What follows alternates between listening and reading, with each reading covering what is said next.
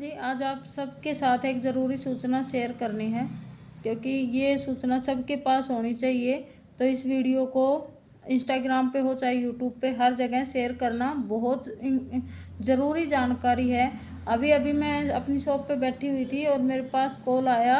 जैसे आते रहते हैं, कस्टमर के भी आते हैं, कई बहनों के जिनके लाचे वाचे होते हैं उनके भी आते रहते हैं। मैंने कॉल उठाया, कॉल उठाते ही बोले कि आपका जो यूट्यूब चैनल है उस पर वेरिफिकेशन के लिए 2-3 बार मैसेज आ चुका है और आप रिप्लाई नहीं करते। आपका यूट्यूब चैनल कौन हैंडल कर रहा है? तो मैंने बोला मेरा यूट्यूब चैनल मेरे बेटा और मैं दोनों हैंडल करते हैं। बोले आईडी किसके फ़ोन में है? तो मैंने बोला आईडी तो दोनों के फ़ोन में है। दोनों के फ़ोन में है तो बोले आप अपने बेटे का नंबर दो। नंबर तो मेरे बेटा तो अभी कॉलेज में है तो मैं उसका नंबर शेयर नहीं कर सकती। तो बोले आप चलते फ़ोन में, एक आपके पास मैसेज आया है यूट्यूब पे।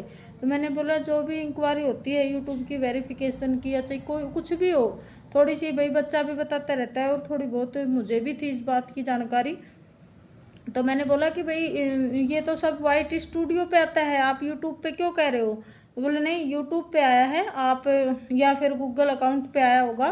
फिर मैंने देखा तो सोचा कि भाई गूगल अकाउंट पे तो सच्ची में ही आ रहा होगा, कोई मैसेज आया होगा। तो मैंने खोला और उस पे उस आदमी का एड्रेस, उसका गांव, उसका नाम, उसके नंबर सब कुछ मेंशन था उस गूगल एडसेंस पे। और उसने वहाँ पे लिखा हुआ था कि ये चैनल मैं इसको हैंड ओवर कर रही हूँ। और उसने मुझे बोला कि ये तो वो है भाई चेकिंग वेरीफाई के लिए मैसेज है।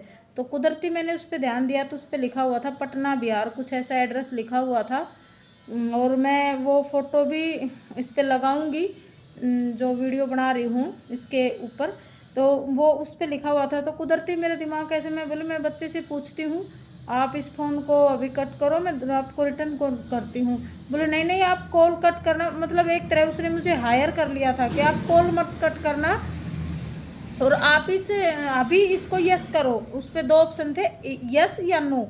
तो उसने कहा अभी इस पे यस करो, नहीं अभी के भी आपका चैनल आपके हाथ से चला जाएगा। मैं बोली जाता है तो जाए, मुझे कोई परेशानी नहीं है, लेकिन मैं अपने बच्चे से बिना पूछे कुछ भी नहीं करूँगी। तो उसने मतलब इतना भी टाइम नहीं दिया भाई, बहुत मुश्किल से हम इस चीज़ से निकले हैं। ये 1 सेकंड का भी उसने मेरे फ़ोन पे इतना टाइम नहीं दिया कि मैं बच्चे के पास कॉल कर सकूं। उसने 8-10 कॉल मेरे पास लगते किए हैं। ये गूगल की यूट्यूब की पॉलिसी है कि नंबर नहीं लगा सकती, नहीं मैं उसके नंबर भी लगा सकती थी। अगर इस पे कोई मेरी मदद करनी हो भाई किसी को, तो आप ज़रूर बताना कि अगर ये तो मुझे थोड़ी सी भाई थोड़ा ध्यान था और इस चीज़ों से हम बच के रहते हैं। तो अगर जैसे नॉर्मल सभी चैनल खोलते हैं, किसी का मोनेटाइजेशन पे है या किसी का भाई घंटे पूरे हो रहे हैं, तो वो बहनें तो सच्ची में फंस जाएं ऐसे जाल में। नहीं, हमें तो हमारा तो पूरा प्रोसेस हुआ है, तो हमें पता है कि भाई कहाँ से क्या चीज़ होती है, ठीक है। लेकिन वो अगर कोई नई बहनें हैं, जैसे आजकल बहुत सी बहनें यूट्यूब खोल रही हैं तो सबका, तो उसने फिर मतलब फ़ोन मेरे बेटे को फ़ोन ही नहीं करने दिया। उसने 8-10 फ़ोन इतनी स्पीड से फ़ोन किया कि 1 सेकंड, वो मैं इस वेट में थी कि इसका फ़ोन मैं कट करूं और मेरे बेटे को डायल करूं। मैं उसका फ़ोन काट रही थी बार बार और वो फिर फ़ोन मिला रहा था। ये प्रोसेस कम से कम 10-15 मिनट चला है और 10-15 मिनट जैसे ही कट हुआ उसका फ़ोन मैंने किसी तरह अपने बेटे को फ़ोन मिलाया और वो जो उसका था वो शेयर भी नहीं हो रहा था। तो मैंने उसका स्क्रीनशॉट लिया और अपने बेटे के पास भेजा। तो उसने देखा, बोल मम्मी ये जीमेल आईडी जो है उसको हैक कर रहा था और बहुत अच्छा हुआ आपने इसको पकड़ लिया और मेरे पास नंबर भेज दिया। तो मैंने अपने बेटे के पास उसका नंबर भेजा और वो जो मैंने स्क्रीनशॉट लिया था, मेरा दिमाग इसलिए ठनका कि भाई पटना बिहार से हमारे पास क्यों आएगा, क्योंकि हमारा तो या तो गुड़गांव होगा या दिल्ली होगा या फिर सुधा अमेरिका से आएगा फ़ोन भी नहीं आएगा। कोई भी अगर मैसेज भी आता है तो उस पर बाकायदा लिखा रहता है।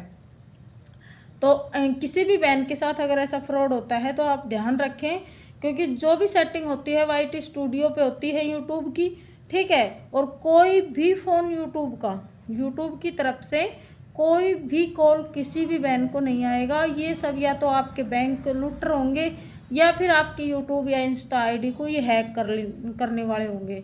तो आप ध्यान रखना। मैं वो जो स्क्रीनशॉट लिया था वो भी वॉलपेपर पे लगाऊंगी, ठीक है। और जिस भी बहन को इस बारे में भाई अगर किसी बहन के साथ ऐसा फ्रॉड हो, हमारे साथ तो ये पहली बार हुआ है। ये तो शुगर बच्चों के पास फ़ोन नहीं था, नहीं तो वो सारे एम पे कर देते। या थोड़ा सा मुझे भी इतना होता है कि भाई मैं फ़ोन भी उठाती हूँ तो बहुत ये सोच साच के उठाती हूँ भाई किसका फ़ोन है, कैसा है। और ऑनलाइन काम करते हैं तो डर तो रहता ही है, तो हर चीज़ देख के करती हूँ। तो इससे आज मैं बच गई, नहीं आज मेरा यूट्यूब चैनल भी जाता और मेरा सारी मेहनत 5 साल की पानी फिर जाता। तो भाई आप बिल्कुल ध्यान रखा करो इस चीज़ का। मैं भी आगे से और भी सतर्क रहूँगी, और मैंने ज़रूरी समझा आप सब मेरी फैमिली हो तो आपके साथ शेयर करना। आपको ये जानकारी कैसी लगी ज़रूर से ज़रूर बताना। धन्यवाद।